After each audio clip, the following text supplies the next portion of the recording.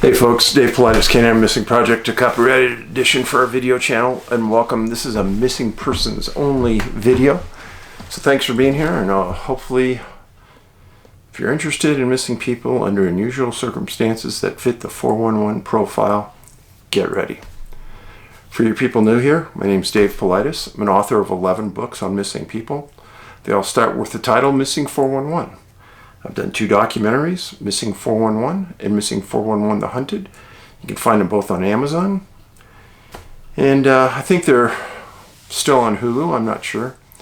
The distributor's in charge of all that, not me. So, if you haven't been here before, and if you have, quick review. My work revolves around people missing in the wild. That's how it started.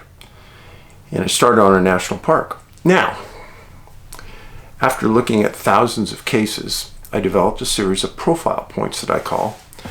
And profile points are what I look for in cases to classify them as a missing 411 case. Now, I've got these cases in 16 countries. My guess is there probably are many more countries involved, but usually there's a language barrier and an investigative barrier between what happened and what I could understand that could be factual. So I'm looking for cases all the time. I'm also interested in unusual things that happen to people in the woods, because it's those unusual things that people oftentimes don't relate, maybe don't even know my work, that lead to an epiphany. I don't discount much. One thing I do discount is that there's a serial killer out there in 16 countries of the world, killing people and disposing of them without our ability to find him, leaving no trace, no tracks, no scent trail, and coroners unable to determine the cause of death. So I don't think it's a serial killer. And that's probably the one stance I'll take on this. People always ask me, well, what do you think? Yeah, I think there could be a lot of things at play, but it's not a serial killer. And after you've read enough of these cases and you see how they bring canines to the scene and they can't pick up a scent trail, that's not normal, folks. Or they bring professional trackers to the scene and they can't find tracks, that's not normal.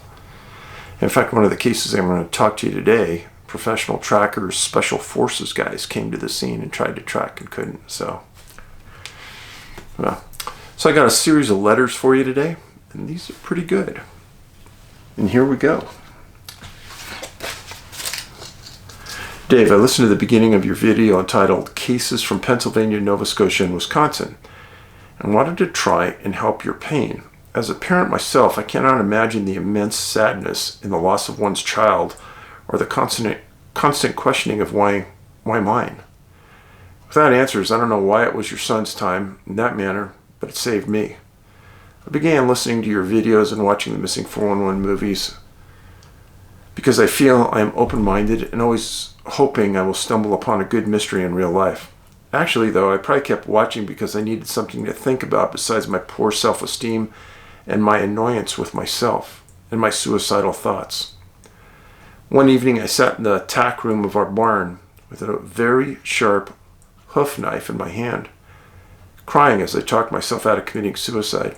As I sat there, it wasn't God in heaven I was thinking about, but your lectures on how horrible suicide is to the family you leave. My husband and daughter had no idea this happened. They were asleep in the house. I got better, I thought. I tried to talk with my husband when those suicidal thoughts came up again, but he was no help. He just told me I was too smart for that. When you would talk about Ben, I had heard you mention the words bipolar, and really didn't think much about it until I became filled with rage, then happiness, and spent almost all my family's money. One day at work, I constantly thought of suicide, and I took it upon myself to get help. I'm in that process. My spouse is more understanding, hopefully. It will still be that way when we discuss money. Hopefully my high school daughter will learn to forgive my bouts of anger. I'm no one special. I'm an extension agent, wife, mom, daughter. I don't know why I was meant to be saved and not Ben, but he and you saved me. A few months back, you mentioned if one liked to write, there were job opportunities available. If you have some suggestions, let me know. Suggestions. I would start by reading not mainstream newspapers, smaller newspapers from smaller jurisdictions. And I would write letters to the editor. When the editors of these newspapers read a superior writing job, they take note. And that's how they find people to write guest articles. It's how newspapers, magazines, all you need is one or two to get your foot in the door as a paid writer, and other people will pay attention to you. You can also start your own blog. If you have a certain expertise, talk about your own mental health just like I've done. Talk about your own struggles. But you know what? You need to get into NAMI. N-A-M-I. They can help you and your husband towards a better relationship and a better understanding of each other under these conditions.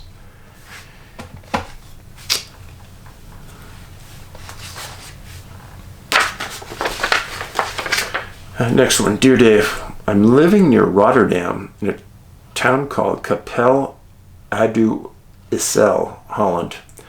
I watched almost all of your videos, and now and then I log in to give you some thumbs up. Don't like logging in because I live in the shadows, so to speak. I have no smartphone, and I withdrew years ago from all social media due to the uprising of the darkness, which is consolidating its conquered territory in which you and I live. We are being watched all day long. That's no conspiracy theory, but facts. And it wants more and more control over our lives and even our bodies. You're a great man. I mean, you are a known, well-known person with a very great heart and great deeds on a very high level. I'm sure you saved a lot of lives, and it doesn't end there. You're making a lot of people aware of something which or who can't say is present and capable of what seems to us as the unreal and the impossible. I shed my tears with you, and I pray a lot for you at times. I can see and feel your pain, which reaches too far beyond all we know. Forgive me when I say that you will not find the comfort you need in this reality. We, your village, can only give you a little comfort, but you find yourself time alone. It hurts on the inside. And though it shows on the outside, what others see is just a fraction of what does not even scratch the surface of what is really happening to you. That's very true. 100% true. That little comfort can still be enough to keep you going. Yes, it can. Dave, be blessed with the highest. I appreciate that. Thank you very much. So I just came back from a grief counselor meeting, and we discussed a lot of things. And we discussed the impact that the death of a child has on the surrounding community you're in. I don't mean your city. I mean your circle of friends, that community. And how the different people respond or don't respond or can't respond because they don't have the skills. My counselor told me that she's just about ready to retire, as a matter of fact, and she told me that people aren't trained on how to handle grief or how to respond to grief. And a lot of people don't have their tools in the toolbox to even be a good friend at these times. And I don't know. I think even before Ben took his life, I think that I did have those tools. I can think back when I was a policeman. One of my best friends in the police department got killed in a gun battle in downtown San Jose. His name was Gordon Silva. And Gordon and I had been friends for years. And when I got first hired to be a policeman, it was in a city called Fremont in the Bay Area, San Francisco Bay Area. And then as soon as they opened up hiring in San Jose, I took the test got hired in San Jose. That's where Gordon was an officer. And I was very lucky because of my seniority, which I had none that first couple years. I was still able to get onto his team working a shift from 3 in the afternoon to 1 in the morning. And I got to be around him a lot. Well, later on in his career, he wanted to work days, and he was working days in downtown San Jose. And they got a call at a business. It was a donut shop. It was a Winchell's Donuts. They got a call of a disturbance. And the first officer there, got into a wrestling match with the suspect. The suspect took the officer's gun and shot him.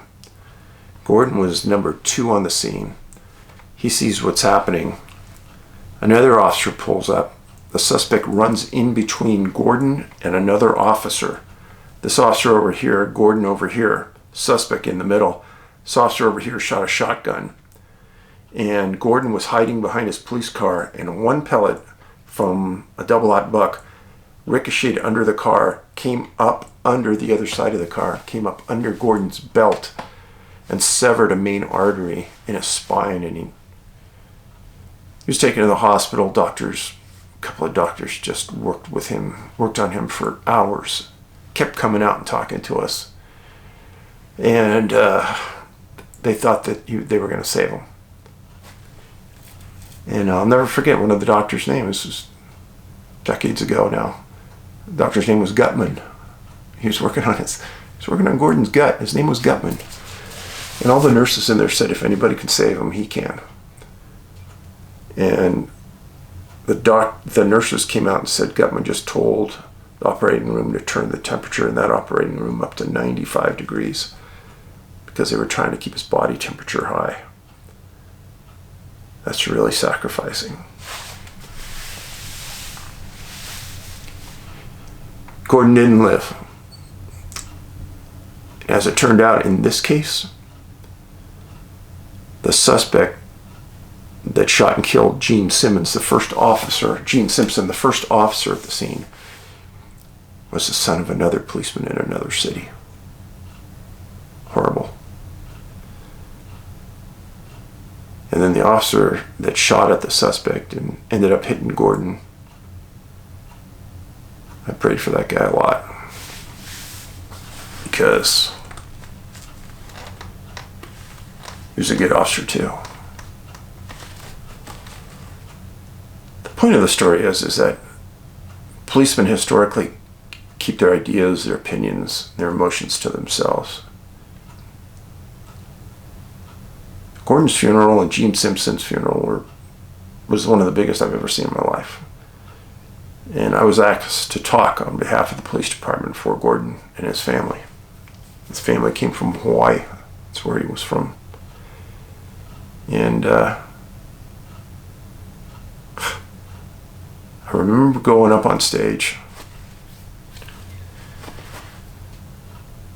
I remember talking to these thousands of people at this church. I don't even remember much of that, thankfully. But I was told I did a good job. I said a bunch of good things about both guys. And you know, the funny thing, and I even said this in the church, Gene Simpson, Gordon Silva, were two of the nicest people you could ever imagine. I'd been on the department, I think, 16, 14 years, something like that, at that point. And I said, you couldn't hear in briefings, when there's 100 guys, 100 officers in a briefing at the beginning of each shift, nobody ever said a bad word about these two officers. They were both loved by everybody. It was bizarre. And that really changed the way I thought about policing. When you lose somebody that close to you, it was horrible. that was probably the first time I dealt with major grief in my life. And that hung with me for a long time. But I think that it would be good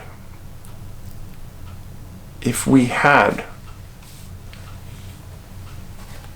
some life teachings about how to deal with it, because we're all going to face it.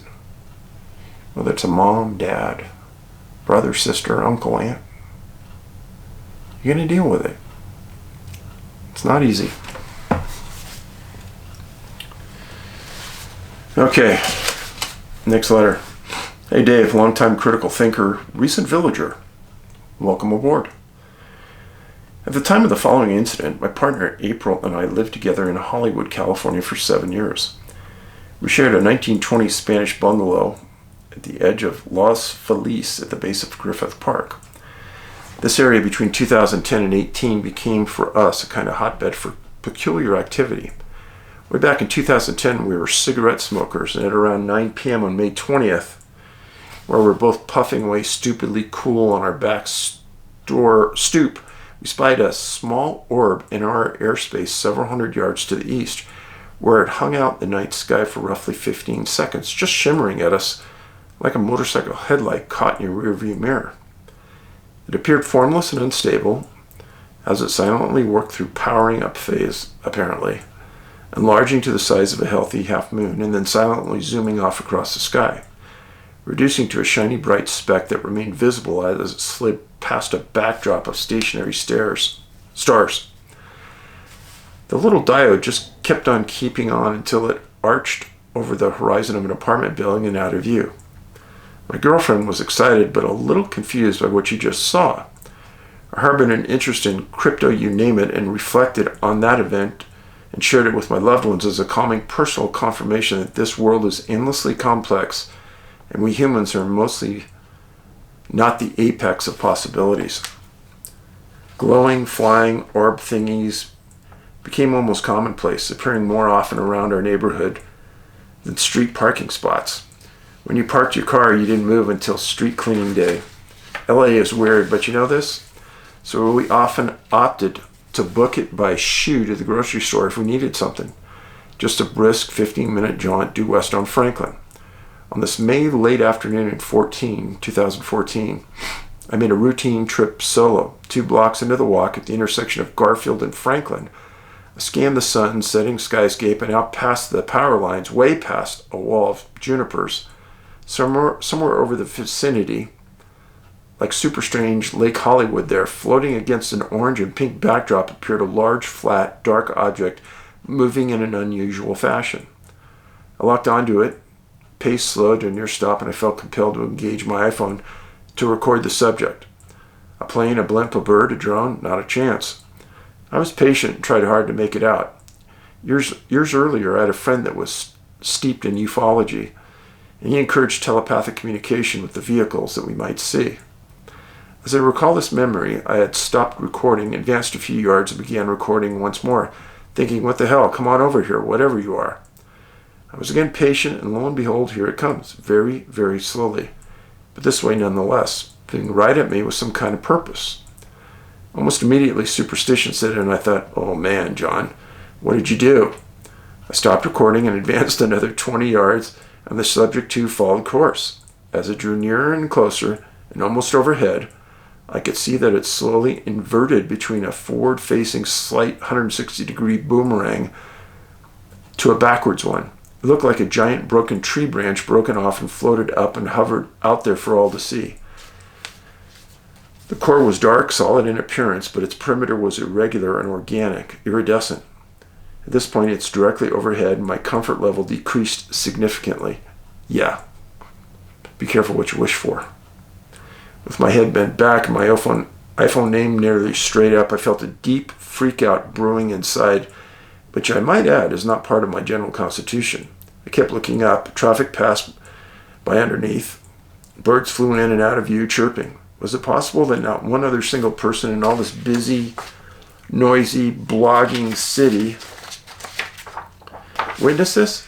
I felt a wash over fear and panic and took off for the grocery store in a brisk jog and didn't look back.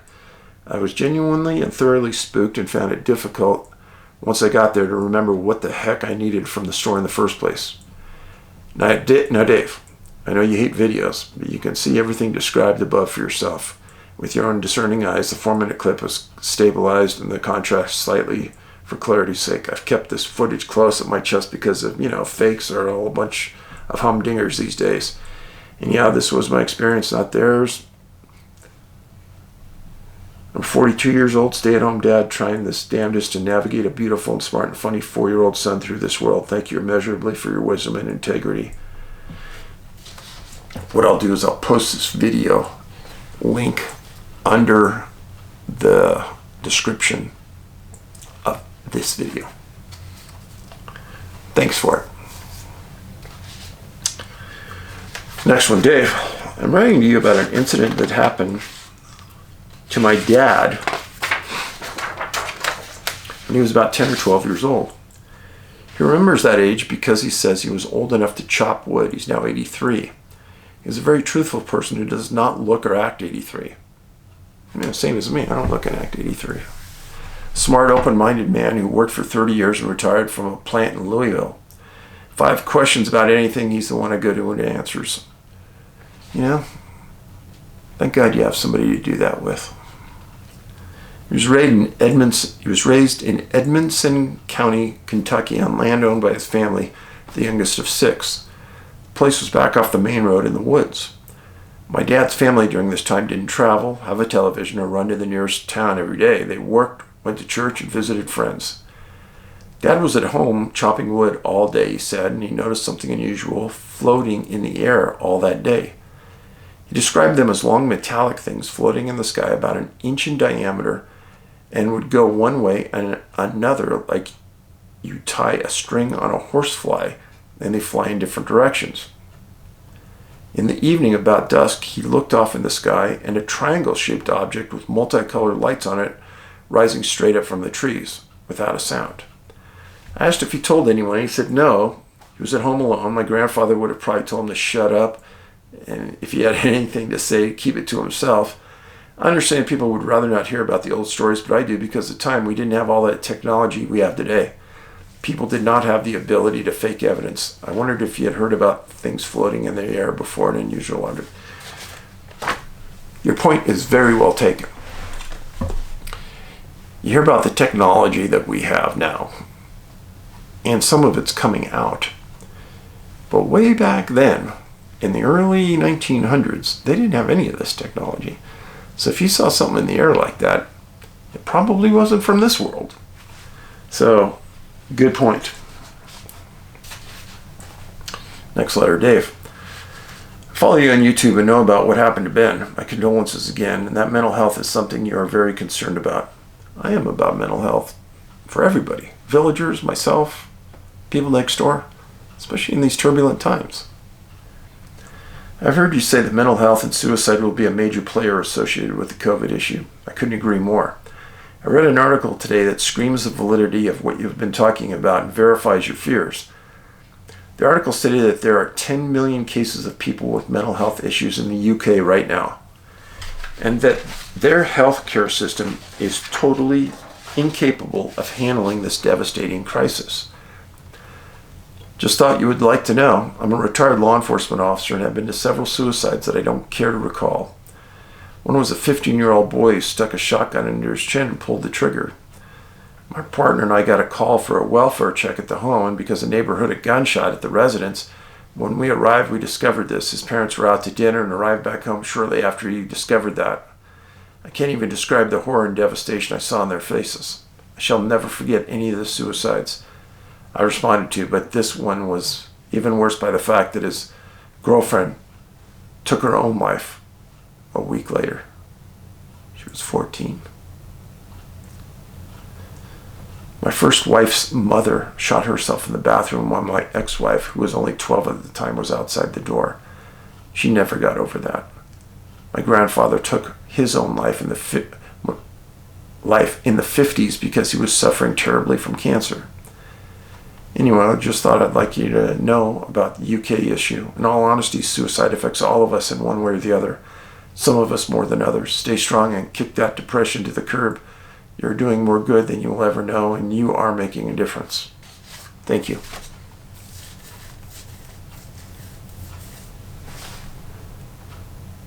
The idea that somebody goes into a bathroom with their young daughter outside and kills themselves tells me that the pain that that person was in was indescribable. Because the burden you just laid on that 12-year-old girl outside that door, that's going to be a 20-foot scar that'll follow her for the rest of her life. You just can't do that to somebody if there's any way to avoid it. And I'm sure there wasn't in this woman's mind. I'm not judging her in the least. I can't imagine how bad that was. Mental health is something that we still are scratching the surface on. We think we're so scientific and we have all this knowledge. Mental health, we need a lot of help. Next letter. Dave, I have something I thought about while listening to one of your videos related to the topic of what people should do if they encounter or experience some kind of anomalous phenomena or think they are experiencing or encountering such. First and foremost, people should seek to secure themselves in whatever group they may be with. After that, the issue of identifying and documenting whatever it is you're experiencing comes up. I've heard the stories of people struggling to video record whatever it is they're encountering. This seems to be a common response. It seems to be what people attempt to do regardless of what their past may be. My thought is that the documentation any individual caters or creates is going to be more valuable if they do whatever they're familiar with, video or still. I've had an experience as a newspaper reporter for small newspapers where I have also had to take my own photographs. When the subject of what to do if you saw a UFO came up, I said, what if I saw one? What I want to put in my hands is one of those 35mm SLR cameras with a fast shutter speed and a fresh roll of film. Why? My logic is that a shutter speed that fast would give me some hope of freezing the motion of whatever it was looking at and allow some detail to be seen. The other reason is that taking still pictures with exactly that kind of film camera is something I already know how to do. If I was in the outdoors and saw something I thought was Bigfoot or some other anomalous entity, what I would do is take out my phone and try to take still pictures. Why? Because it is what I have experience with. What I think people need to be advised to do in any event if they encounter an anomaly is to do what they know how to do. If they have experience with video recording, do it. If they have experience with still photography, do it. If they have the ability to sketch, make sketches. If they have the ability to remember what they've seen and heard accurately, concentrate on it. If their talent is interviewing witnesses and getting good accounts of them, do it. If someone has some ability in tracking, look for and remember the tracking signs that they left behind. If someone's talent is shooting and they are armed, remember the protocols and rules and don't. It's about the sum of it. In a word, do what you know how to do. You'll be more likely, in that case, to collect and preserve some kind of evidence. I believe I've told this story before, but it's so apropos to that. Les Stroud, Survivor Man, and I have done a lot of work together. And Les is a brilliant videographer. Brilliant. I mean, the guy has taken so much footage in the wild under rough circumstances. It's unreal. So he was filming a segment one time. And he said, Dave, you know I walk around with a camera in my hands 90% of the time. And I'm taking video all the time. That's my job. He said, so I was halfway up this mountainside in British Columbia. And I was sleeping. And I was told that there were UFOs and strange things happening in the sky. Well, I wake up in the middle of the night and I look straight out from my sleeping bag down off this hillside into this valley, and about even with my eyesight is this classic UFO hovering there. He goes, Dave, I'm a videographer. I'm trained to capture these things. I'm paid to capture these unusual sights in the woods, animals, feeding, whatever. And he goes, I looked at that thing for 5 minutes and not one thought entered my mind about to pull out my camera and film it. So to expect other people to do that? Maybe not. But then I always thought, and we talked about it, I wonder if your mind is somewhat controlled by whatever is in that craft. Like, can they control your mind to turn off that "don't record me" aspect of your mind? I don't know. Next letter. First off, my deepest sympathy for you and your family. I've kept you in my prayers since you first talked about losing Ben. I'm an active duty Marine. In my first 12 years, I never knew or was in a unit that had a Marine commit suicide. Since 2009, I've been in multiple units that have lost Marines to suicide, and I've heard of more. Keep talking about it. No one wants to acknowledge it, but it is real. I was stationed at an Australian Army base in Victoria, Australia, as a tactical instructor. I was told that Puckapunal is Aboriginal for 4 seasons in one day. Even during the summer, I had to take a winter jacket with me in case the weather changed. During the tactical portion of the course, we would spend the first week doing mounted land navigation covering over 40 square kilometers. The students are not allowed to use GPS, but instead use terrain association, celestial navigation, the use of an odometer, and several other methods to navigate. As an instructor, I would keep a GPS turned on to show students exactly where we were in the learning point. I'd been there for over a year when my crew and I had a strange incident. We were in an armored vehicle. My students were moving to the next location, and we were going to cross a creek from east to west. The creek had heavy vegetation, and we were going to be between 2 creeks. However, when we exited the crossing point, we were at the northern part of the base. Didn't make any sense, and I remember checking my GPS and map multiple times. I always plotted my points so I didn't make a mistake when I debriefed the students. At the northernmost crossing point, there was heavy equipment on the eastern side, and the terrain looked different. I knew we hadn't crossed that point, and it was during the day that I would have seen the heavy equipment. I asked the students what happened, and they didn't acknowledge anything strange. I had to assume it was because they didn't know that the base particularly well at that point. The other instructors were amazing, and we picked up on each other in fun restlessness. I brought it up to them that night that we consolidated, and no one made fun of me or brought it back up. As I think about it in hindsight, it seems strange that they didn't make fun of me for that story.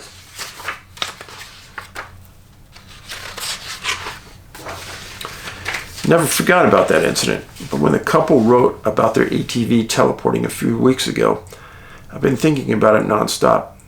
When you've talked about Victoria in the past, I would listen closely, but the letter hit a nerve. I remember dwelling on the incident for a while after it happened, but I could not make any sense of it. I even tried to figure out if I had dozed off and blanked out, but I knew that didn't happen. We crossed at either point A or point B on the map, but instead we exited the crossing with the blue arrow. Doesn't make sense.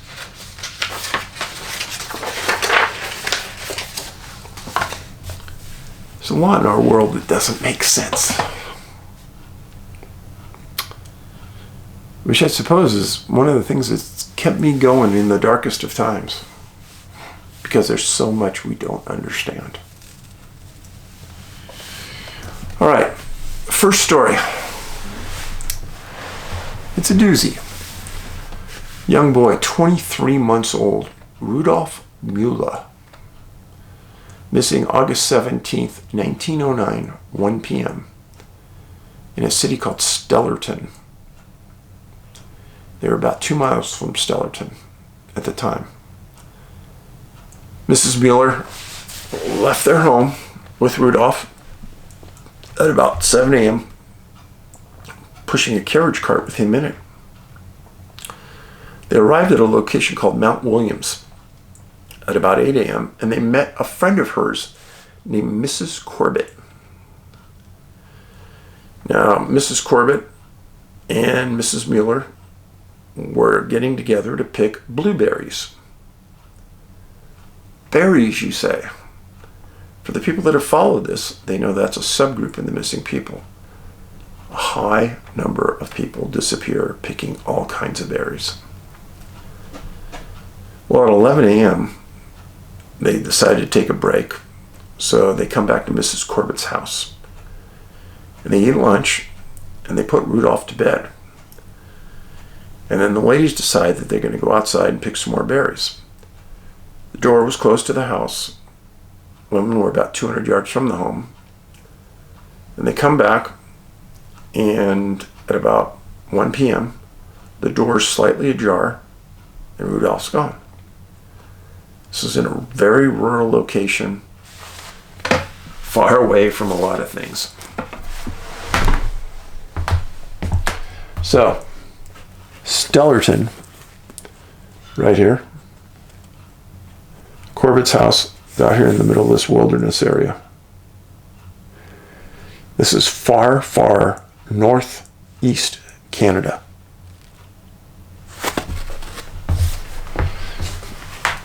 So, by 2 p.m., just an hour later, they had hundreds of searchers on scene. Now, this community that they lived in was a mining community. And it's tight-knit. Even though it might be a couple miles between these communities, everyone took care of each other in those days. And within hours, all of the mines were shut down, and 3,000 people came to the Corbett house. This is in 1909. What they started to do was a methodical search of the area, starting at the Corbett house where Rudolph was last seen, and fanning outwards. Well, it rained during the search. It was noted in the articles. There were berries everywhere. A lot of food source. Trackers, police couldn't find any tracks. There's water everywhere. All of the water sources were searched. And then the question comes up, 23 months old, how far can that little boy wander? And how far could he wander and not be found? By 3,000 people.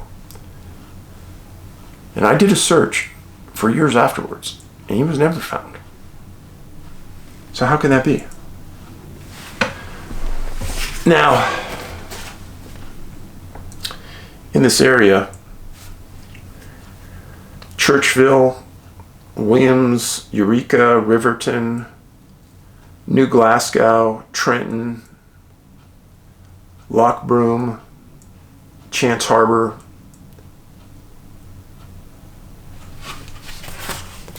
a very rural area.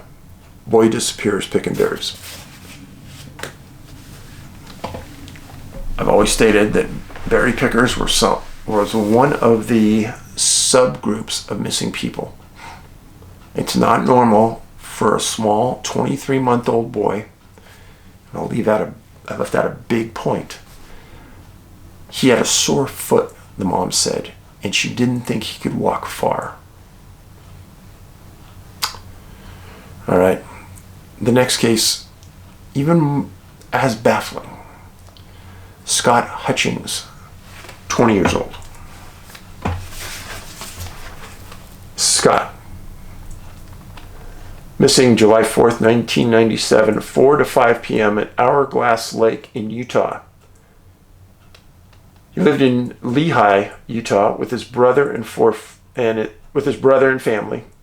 they and their 4 friends went on a camping trip for the night to Hourglass Lake fishing. Well, at about 4 or 5 p.m., Scott said he was going to go look for a fishing spot, and he left. Now, the lake is at 9,000 feet, 15 to 18 feet deep, only 3 acres in size, and known for being very cold and extremely clear water. Now, some of the articles at the time said that Scott left taking a fishing pole. Not true. Scott was a noted outdoorsman for 19. Big hiker, climber, knew the outdoors very well.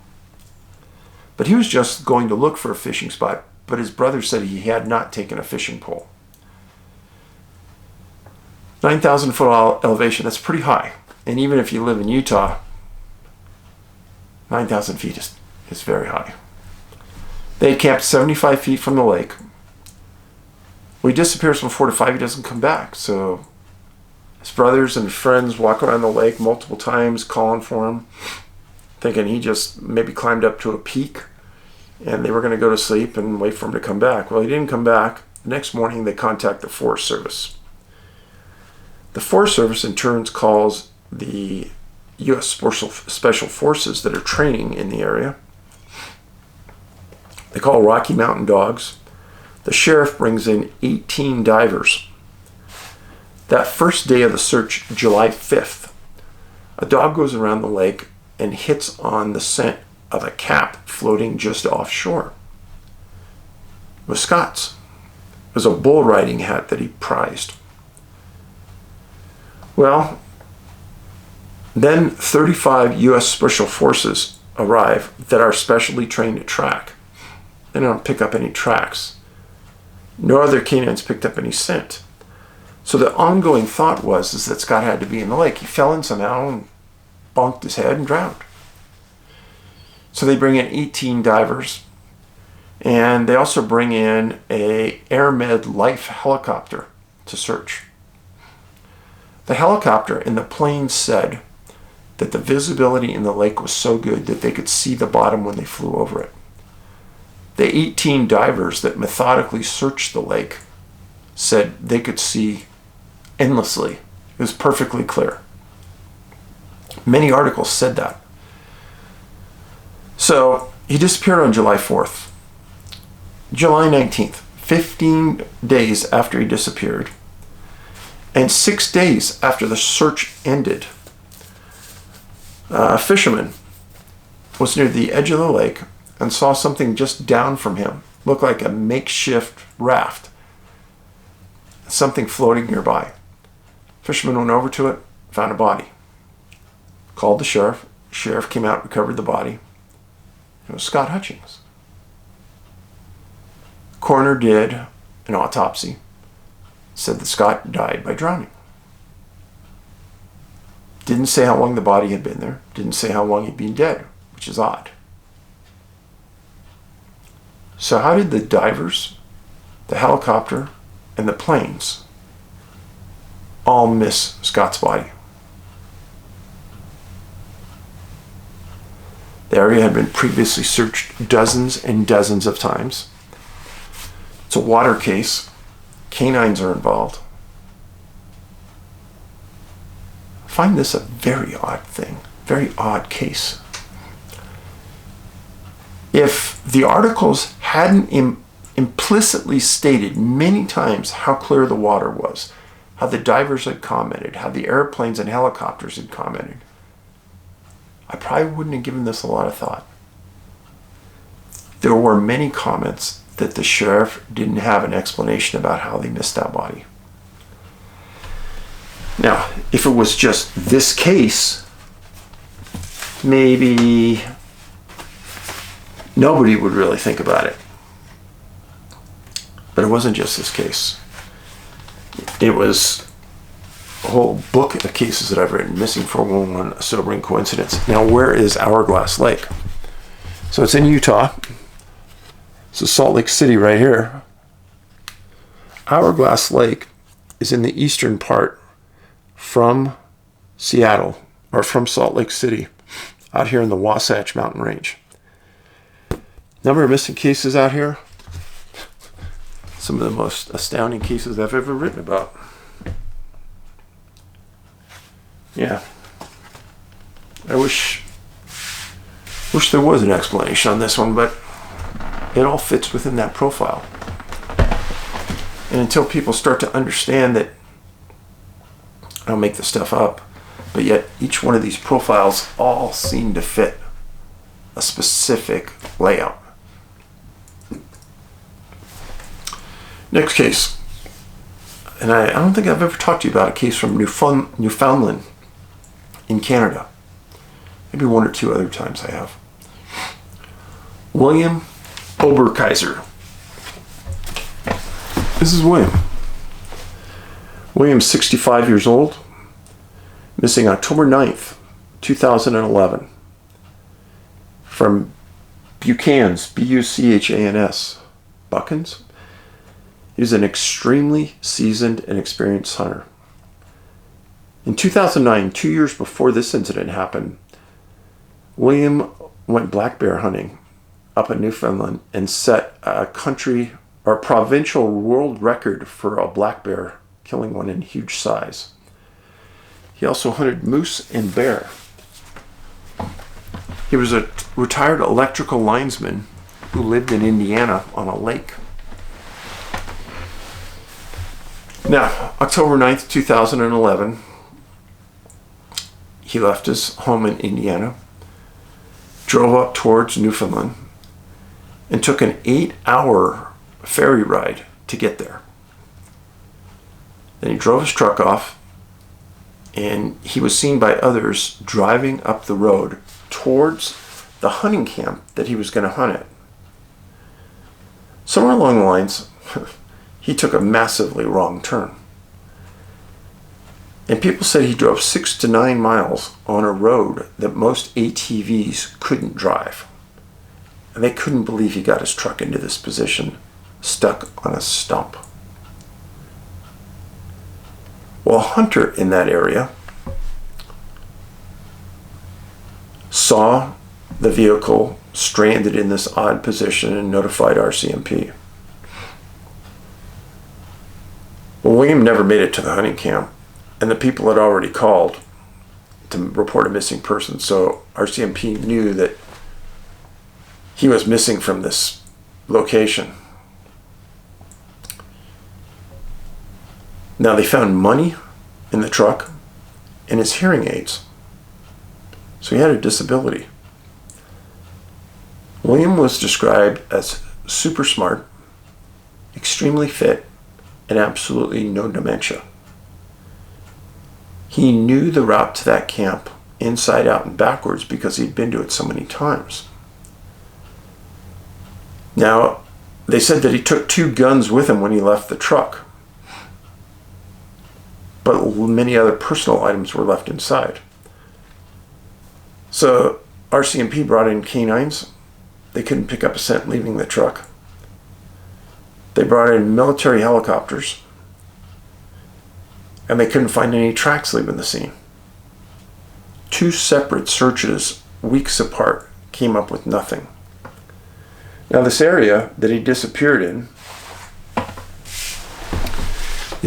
has water everywhere. So, this is Maine. This is where he disappeared in Canada. This area right up in here.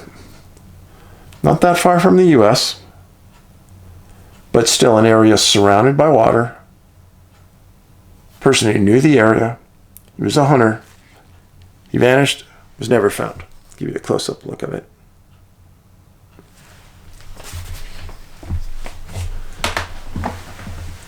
And this was 11 years ago now. Still never been found. So, Rudolph Mueller, 23 months old. How did he get out of that area and not be seen? The conjecture on that is that nobody had a good explanation. Nobody believed there was a crime involved because the home was so remote. Now, in the Scott Hutchings case at Hourglass Lake, a week after he disappeared, the sheriff came out and said he thought a crime occurred because the circumstances were so odd. No tracks, no scent trail, no body. He wasn't in the lake. They finished searching the lake. They were done. And then all of a sudden he shows up back in the lake. And this was after the sheriff said he thought that a crime occurred. So the coroner said that of that body, there were no acts of violence to it, no signs of other injury, just a drowning. Now, what I say about these things is what Detective Gannon coined the term local reports for local consumption. Let's not cause any fear. Let's not raise any alarm. Let's not make the sheriff look like an idiot. I don't want to be made fun of by other law enforcement people that something weird is going on in my county. Let's just shut the case. He drowned. He's dead. He's on. I cannot tell you how many times I think that exact scenario hasn't played out in jurisdictions. Every once in a while when I go out and I meet a sheriff, they'll say, okay, Dave, I'll tell you this off the record. And I respect that. And I'll never give up a source, and I'll never give up off-the-record conversations. But many of those off-the-record conversations talk about strange things that have happened in my county for decades. Unexplainable. If myself and my staff can't solve them, nobody else is going to solve them, so why even bring it up? That's kind of the ongoing outlook that many sheriffs have in these rural counties. They don't want anyone else taking a look. They don't want the State Bureau of Investigation coming in and taking a look. Just let the case die. So, make sure you're subscribed. I cannot tell you how many people have said that they've been unsubscribed as of late. Make sure you're subscribed. Please, when you make comments on this video, make them politely. A polite comment, always appreciated. Don't call people names. Don't belittle others. Don't demean others. And I appreciate the comments. If you have a good story about what happened to you in the woods, I won't ever give up your name if you ask. I usually try not to use names, and I like to hear about them. I like to hear about them because sometimes those strange things will lead to something. And last but not least, please forward this on to your friends, and I want them to have a look at, and especially the Hutchings case is an example of something that may appear mundane and a death that may seem really logically and easily solved. It's far from it. So I'll leave you with that. Thanks for being here. If you get the chance, watch our factual news segment. The amount of viewership on that has gone up in a huge way in the last few weeks. And we're getting a lot of good feedback. So, if you want factual news, even though it might be negative for your friends that you think you support, just, if it's factual, watch it. And lastly, the only reason I'm here is for the village. I'm eternally grateful that anyone wants to watch me. And each one of you are important. If you start to have depressive thoughts, there's always an 800 suicide number at your fingertips. And please, I said this 100 times, get into a NAMI, N-A-M-I class. Parent and child are welcome to attend. They will really help. I've gone to a 12-week class. It's one of the best classes I ever went to. So thanks. Be safe. Be kind to your neighbors. Do something nice for someone today. Paulides out.